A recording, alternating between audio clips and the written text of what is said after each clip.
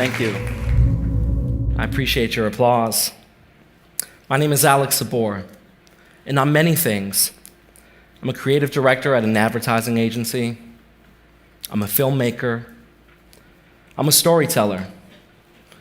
But the thing that I am, that I'm most proud of, what truly makes me happy in this world, is being a dad.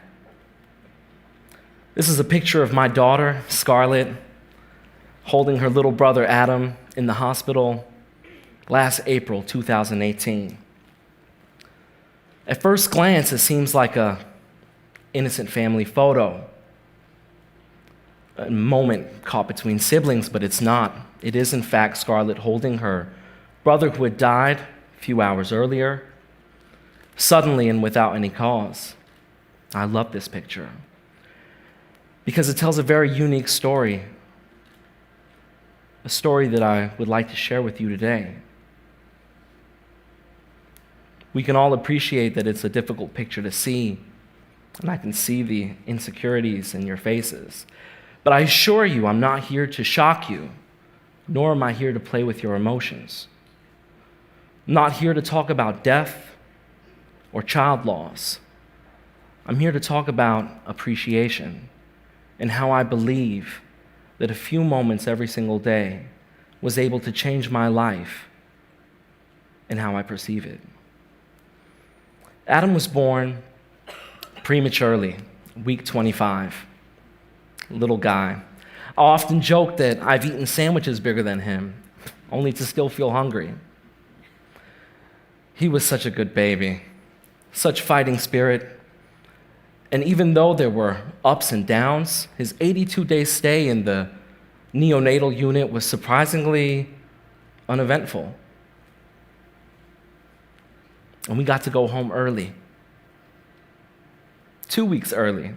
And it was Scarlett's birthday of all days. And we had an amazing day, filled with cake and laughs and kisses, hugs, and I remember thanking God, feeling a deep sense of happiness. I had my baby home. Our family was reunited.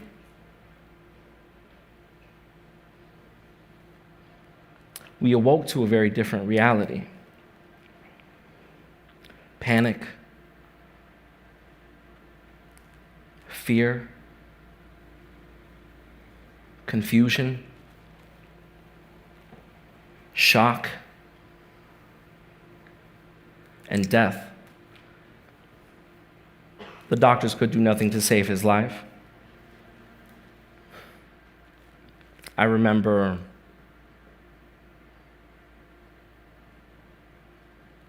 very little from that day.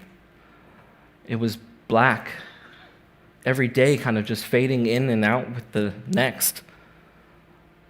I didn't even remember his funeral. What I do remember is that I stopped praying to God.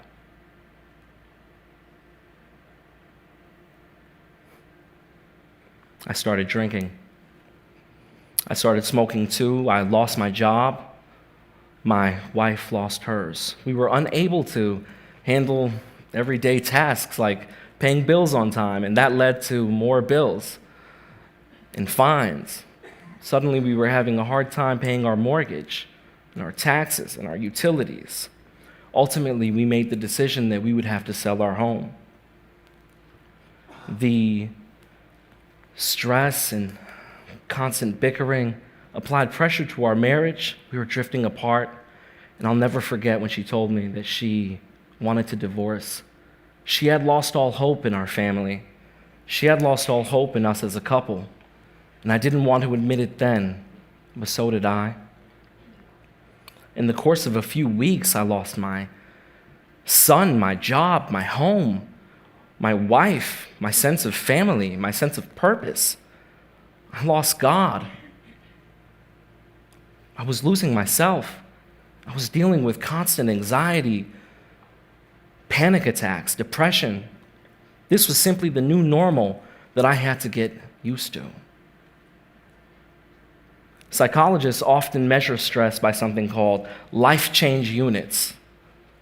On that scale, a score of over 150 increases your chance of a major mental breakdown by approximately 50%.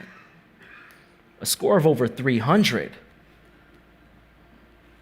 and you're about 80% likely to have a major mental breakdown.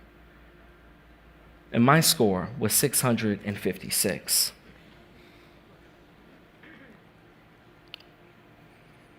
One morning, I woke in a state of panic. I was unable to move, frozen. I couldn't breathe. I was sweating, my heart was pounding. I was laying in my bed looking up at the ceiling.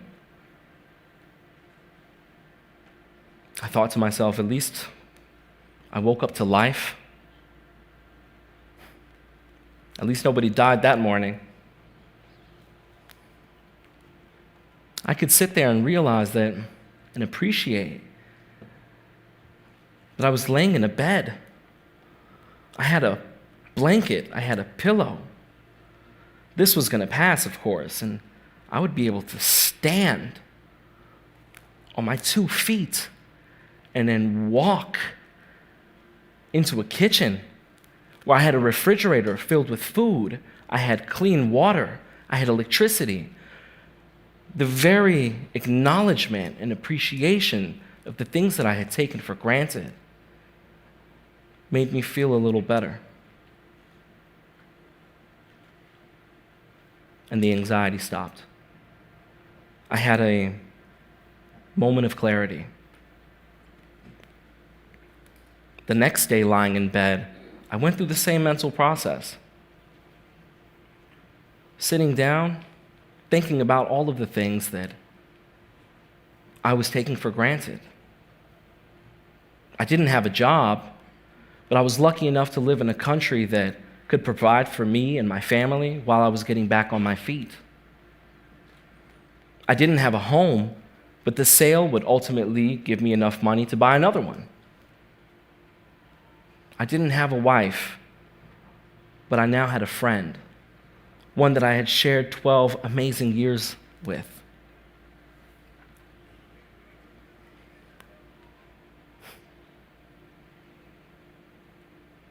I could acknowledge and appreciate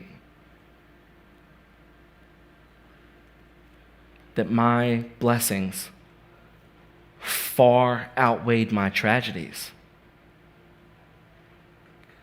The pivotal moment came late in September.